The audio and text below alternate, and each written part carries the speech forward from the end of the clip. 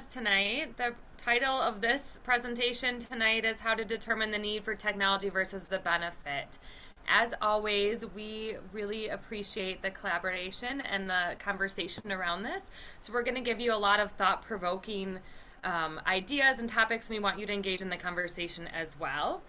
So before we get started, just wanted to share the objectives tonight. The participants can identify what technology they benefit from or need in their own daily lives. So we really want this to be applicable to yourselves so you understand from your perspective what you use and how that may impact you as an educator and provider in the schools or whatever setting you are working in.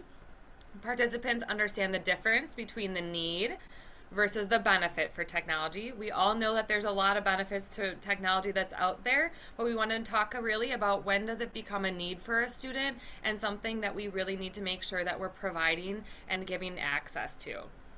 We're going to learn some ways to provide AT and how to put that into a student's IEP in particular.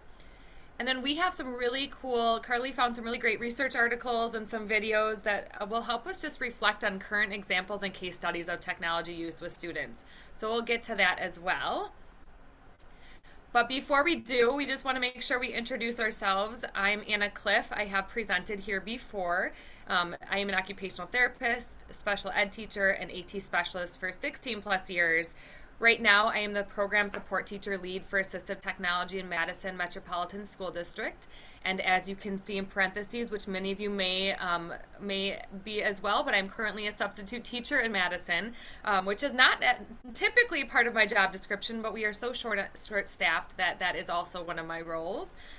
I present at local, state, and national conferences, and I'm a part of this I'm a member of this AT Forward group to really just continue to bring advocacy to the world of AT in Wisconsin.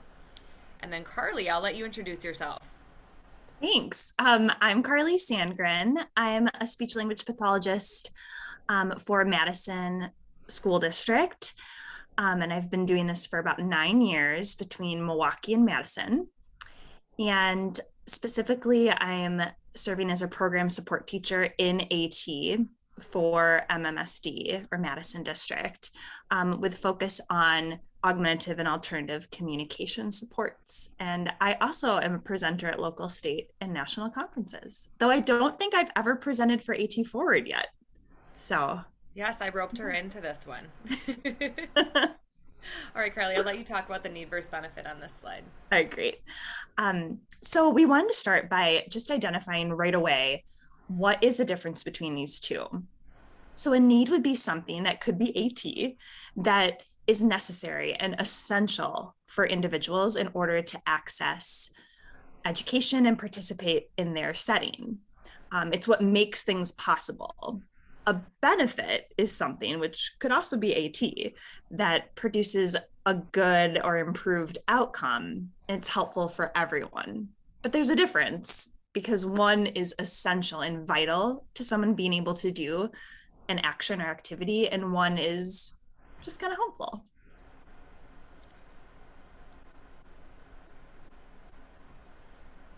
All right, I see that some people need access to the slides. I'll give those to you in just a moment. But what are examples of technology that you benefit from in your daily life? So feel free to use the annotation tools at the top of your screen, or it could be on the bottom of your screen if you're not sharing your screen, but there's a little button that says annotate. Feel free to annotate, so meaning you can, if people are writing, you can add a star to it, you can write on it, you can type on this screen.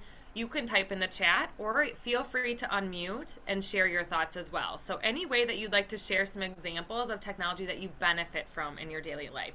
Something you maybe don't need, but it's an extra tool or support for you. All right, Heidi in the chat said a cell phone. Agreed. Google Calendar, word prediction, Siri Smart TV. TV, totally. Paper calendar, spell check. Alexa, yes, she's helpful. A few Alexas. Voice typing to write IEPs, yes, huge benefit. Don't have to have it, but boy, it makes it easier.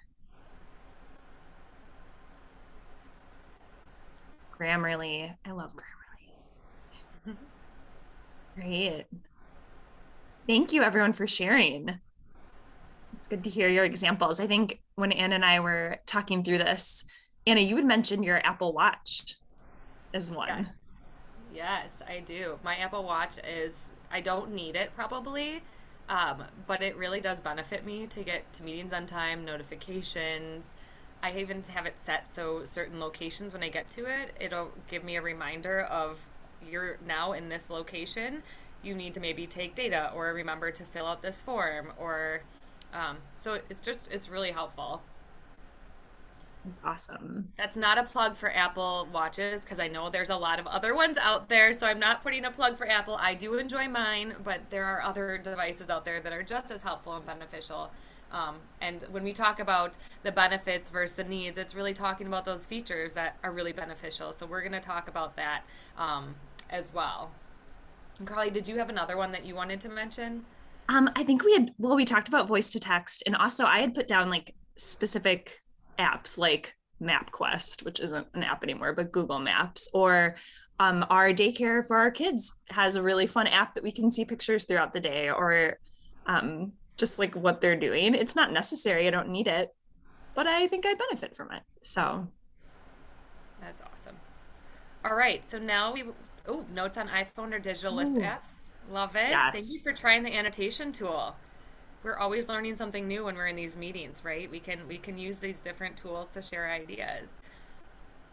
All right, we're going to get to the examples of technology that you need in your daily life. Mm.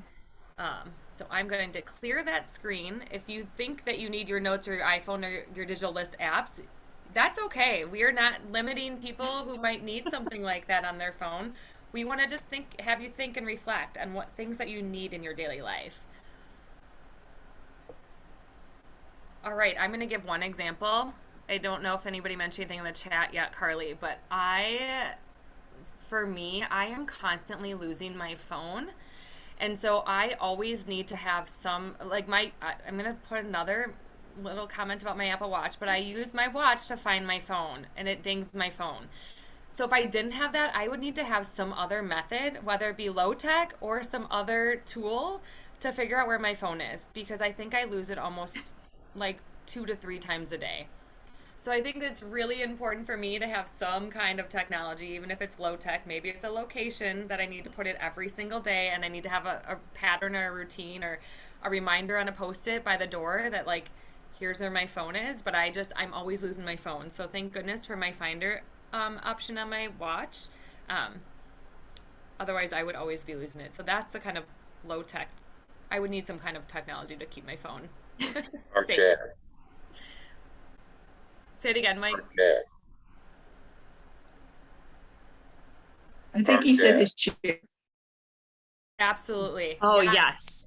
Yep. And in the chat, we have internet access, a Keurig to make coffee. Oh, yeah, that's real. I had thought about, I mean, it's like a one we all have, my cell phone, but we don't have a landline at our house. And so like that really is the one phone that we have is the cell phone. So And Carly, I think I'm the opposite. I think we have to have a landline because our yes, cell phone, we don't have great Wi-Fi. We live in the country. So you are the opposite. I'm that opposite and I need it. I need the landline just to make sure we have an emergency set up. There you go.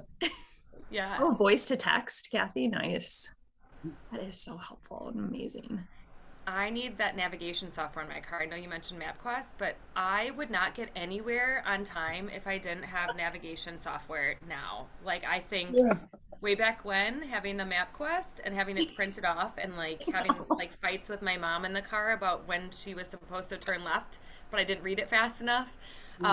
Just yes, that navigation software now is huge.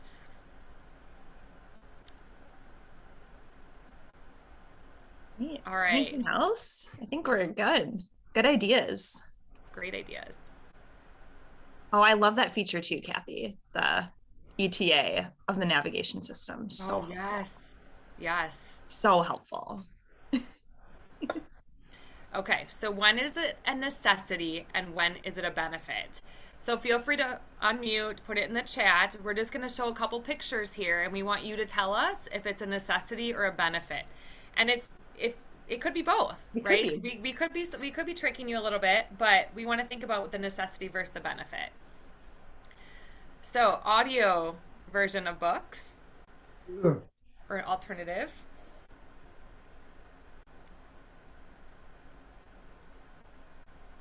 What do folks think? Benefit, necessity, both? Heidi says it can be both. For some people, it is a necessity. Yeah. They have to have that version. And when we think about our students, right?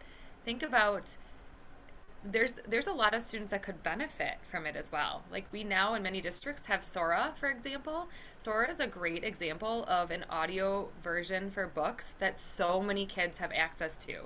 So now it's become a benefit for more than just students in special ed. It's become a benefit for all students, right? But now we're starting to learn that it's starting to become a necessity. Yes, Mike, both. Yes, Like it's both. starting to become that necessity for a lot of students. Mm-hmm. All right, so we've got a tablet with a stylus. And just thinking about the tablet, right? Or an Yes. alternative form of writing.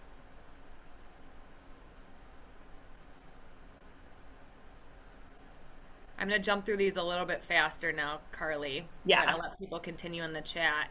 Totally. Hearing aids, Mm-hmm. a necessity for many people who need them, right? Yes. Glasses. Some people really need to have their glasses. Now, I also am a contact wearer, so for me it would be a benefit if I didn't have my contacts, but I can see without my contacts or my glasses, but it's not very good. So, right, thinking about the necessity and how, when, and why we would need certain tools or resources. Phones, we talked about phones a lot, right? They have become necessities in our world, and benefits in many ways. So thinking about that as well. And in many schools, students don't have their phones on them all day long. There's a definitely two ways that sometimes kids are not allowed to have them. And so when are they a necessity, or when do they need to have them for the benefits that they do have on them or the supports that they have, or when are they just beneficial for a student? So is there something else that could also do that feature or that support? Oh, and then we've got Read and Write for Google. And this has a lot of features on it. There's also some built-ins, right, in Google Docs. And again, this is an iPad, so another tablet option or version. Maybe it's just the portability. That's the necessity, right? Something that can go with a student or with a person from place to place. Not something that's wired, right? All right, so examples of assistive technology that can benefit all.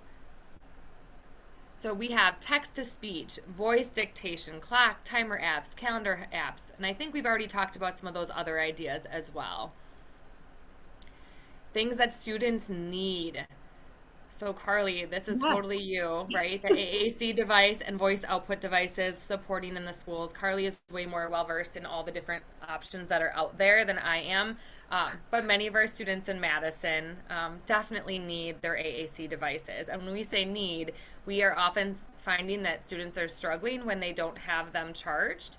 And so we've even become those people that are like, well, how can we figure out a second option for charging? Like, if that's the thing that's holding a student up from using it, we've bought extra chargers in our district to help support students with their communication and their voice at school. We don't use that as an excuse not to have that option available to students. So we really, really value the need of having AAC devices or voice output for students that need that.